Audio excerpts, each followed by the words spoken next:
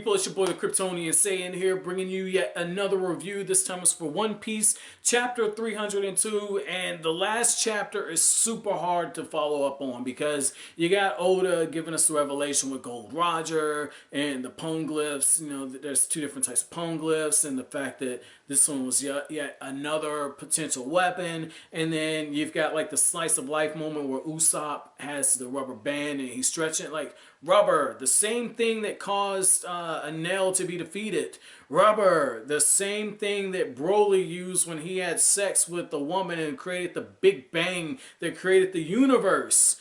You should take this in exchange. I'll take all of your dials.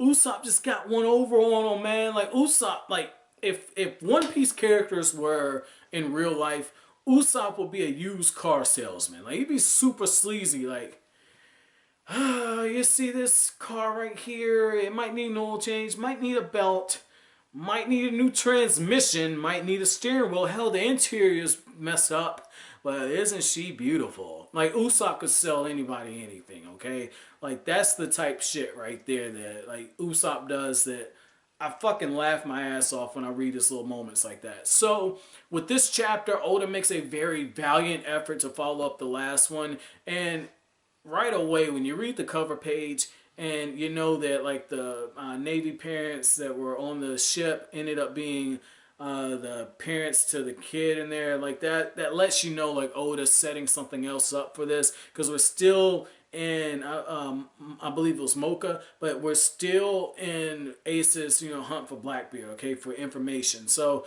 it's almost like a transition chapter, and yet this one closes the door, and Oda continues to build on some of the themes that we've seen in the last few chapters. And you could go as far back as like 15 chapters ago, once everybody started kind of banding together to take on Enel.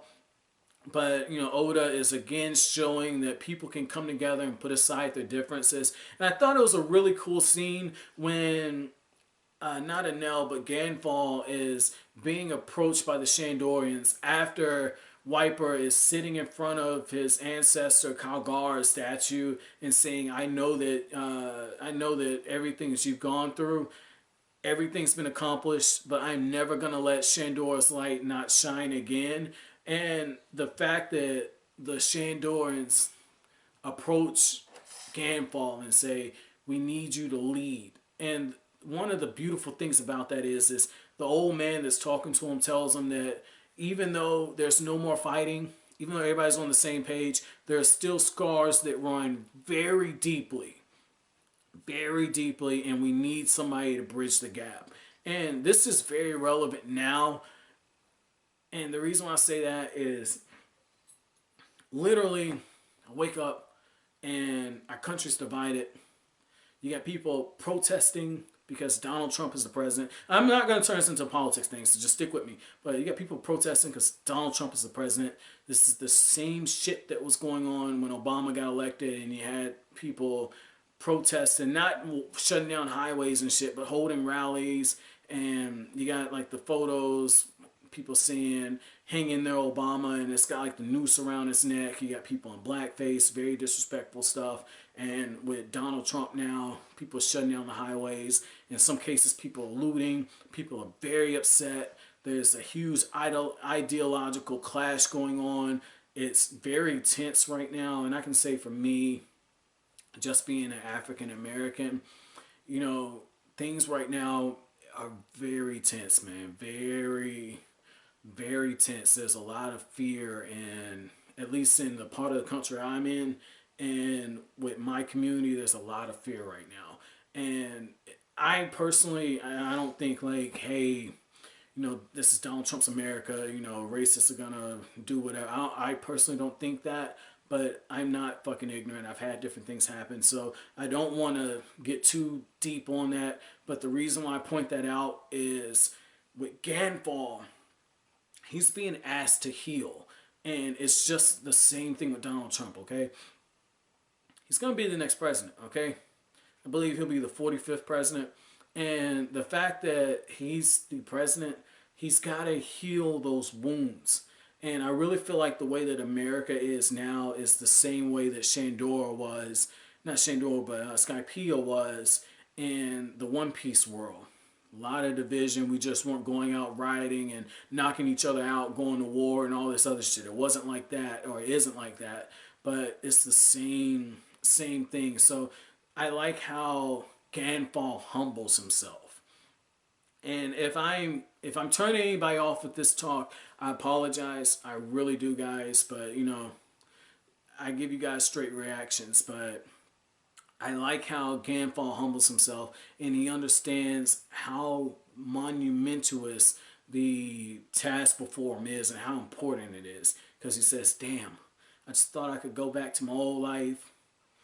Thought I could tend to my pumpkins, maybe fuck a few bitches, a few women, and be on my merry way." And he can't really do it because the smallest thing could undo all the good that Luffy and others have kind of brought on. So that was cool to see that. That was really cool to kind of see him taking back up the mantle of Kami.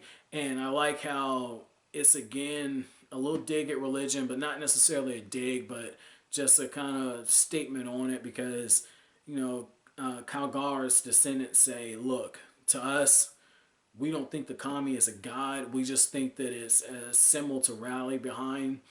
Whereas when you look at like the people from Skypiea, they literally look at like this is the god. And so you have people with their differences. They're working together. I really feel like the people of Skypiea represent like the different religions, and then the Shandors represent atheism, where or I can't think of the actual term, but it's the people who acknowledge that there is a higher being, but they're not necessarily sure it's one of the other religions that are out there, and they just need proof. Flat out atheists don't believe in anything. So I like how Oda works this in here. Very good. Like I said, there's a lot to unpack with these chapters in Skypiea, and I know that Jim's Nerd Nation had reviewed One Piece before, and I'm getting really interested, because I know a lot of you guys are like, oh, you stopped reviewing, and I hope you continue, and I'm really interested to know if he had some of the similar kind of ideas that I did as far as what's going on with Skype and the different messages, and I'm really interested to know that because I don't know if I'm too reading into this. I plan on going further in depth when I do my One Piece Decoded series when I finally get caught up. Okay, I know that's gonna be a while from now, but I'm gonna hit the ground fucking running when I get caught up with One Piece, man, because I have a bunch to say about this arc, but I really want to know if other people have made these connections that I have. So that way I don't feel as bad. So that was cool to kind of see that. Now the other thing is when Luffy and his crew are starting to, go down to get out of Skypiea, Nami's just like, we're going to divide up all this gold accordingly once we get down to the Blue Sea. And you got everybody bickering, Sanji's like, Nami, baby, I want a refrigerator. I'm surprised, Sanji didn't trick off all his portion of the gold on Nami, okay? Because she could have been like, Sanji, showed him a little cleavage, and then Sanji would have gave her everything, okay? I was really expecting that. So that was cool to kind of see that. But you got Luffy wanting some off-the-wall shit, and then you got Usopp wanting to make stuff to further up his repertoire, and I like how Usopp got the dial simply for the fact of creating some more awesome weapons. That was cool to see that. I can't wait to see what he does with Nami's weather baton, but I like how Nami kind of takes over the finances. That was cool to see that. And as they're floating down, okay, Conus and her father, they show up to see Luffy off, and it's a good thing because when Luffy and the others start to descend, they warn him, like, hey, be careful for the drop. And that's when they hit me like, oh shit, that's right. The only way down is to fucking fall. And sure enough, it looks like Luffy and the others are about to crash, right? And Conus pulls out this whistle, and this fucking octopus flies out. And it's a Dex Ex Machina. It's an Ex Machina, okay? Because she didn't reveal that whistle before, but you roll with it, okay? You roll with it because it was a convenient thing. It was very nice to see, and just Luffy's reaction to it made a huge payoff because Luffy's like, this is so cool. Like that was awesome to see that, and how they're just being carried down. That's pretty cool. I like how the Southbird, managed to show up. And it's really good timing because the Southbird shows up literally before they get ready to drop. Southbird goes south. That was pretty cool. And the Oda, little small stuff like that, you got to tip your hat to him because it's really good. But, overall, pretty good chapter. My chapter question to you guys is going to be twofold, okay?